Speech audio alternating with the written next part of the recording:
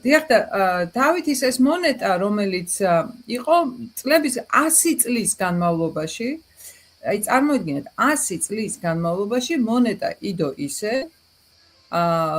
ბრიტიშ მუზეუმში, რომ არავინ არ იცოდა რა მონეტა იყო. ეს მონეტა შევიდა ენისქილენის ლორდი იყო ესეთი უილიამ კოული, რომელიც ესეთი ძალიან საინტერესო პერსონაჟი იყო, რაღაცა დევონშირში ცხოვრობდა და დაინტერესებული იყო ძირითადად ნამარხი ცხოველების პალეონტოლოგიით იყო დაინტერესებული მოკლედ. და როგორც ჩანს პარალელურად დილერობდა. და აი ამ დილერობაში ძალიან დაეხმარა მონეტები, იმიტომ რომ სარფიანი საქმე იყო მისთვის, როგორც ჩანს და ხელში ჩაუვარდა ეს მონეტა. ყველას აინტერესებს და დღემდე ძალიან ესე გვაფიქრებს ეგ ამბავი, საიდან მოხვდა ამ კაცის ხელში ეს მონეტა. ეს მონეტა რაც ეკრანზეა.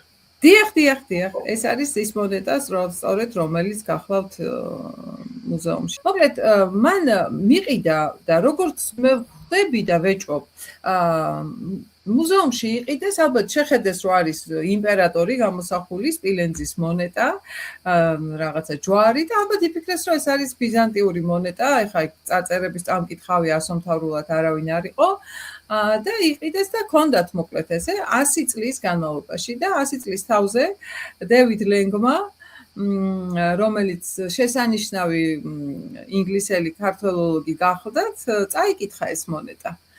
წაიკითხა მონეტა სრულად შემთხვევით და ნუ მოკლედ გამოაცხო სტატია. და ეს სტატია დაიბეჭდა, რომელიც იმ პერიოდში, ნუ ეს არის დაახლოებით 60-იანი წლები, მე-20 საუკუნის გამოუგზავნა დევიდ ლენგმა მუზეუმში დავით კაპანაძეს. დავით კაპანაძე იყო ნუმიზმატიკის განყოფილების გამგემაში.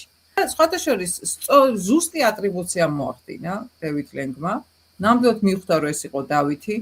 უბრალოდ წარწერა და როდესაც დავით კაპანაძე დადიოდა და მოკეთ ამ ქართველ ისტორიკოსებს აჩვენებდა, რომ ნახეთ რა მოხდა და დავითის მონეტა გამოჩნდა და ასე შემდეგ. წარწერა ქონდა ცოტა სხვაგვარად წაკითხული. ეწერა ესე, რომ ეს იყო სახელითა დავით მეფე აფხაზთა ქართველთა რანთა კახთა. ანუ სომეხთა არ ქონდა ამოკითხული, როგორც სახელითა ქონდა, სახელითა ქრისტესითა. და როდესაც ეს აჩვენა ბერძენიშვილს, ნიკო ბერძენიშვილს დავით კაპანაძემ, მან უთხრა, რომ აქ წარწერაშია შეცდომა და აქ არის მეფე სომეხთა წერია. ქრისტე დავით მეფე აფხაზთა ქართველთა რანთა კახთა და სომეხთა და მან აჩვენა ის ჯვრის წარწერა, საწინააღმდეგო ჯვრის წარწერა, სადაც ზუსტად იგივე ტიტულით არის დავითი მოხსენიებული, უძლეველო ჯვარო, ადიდე, მოკეთ ესეთი ის არის, რა ქვია, დავით მეფე აფხაზთა ქართველთა რანთა კახთა და სომეხთა.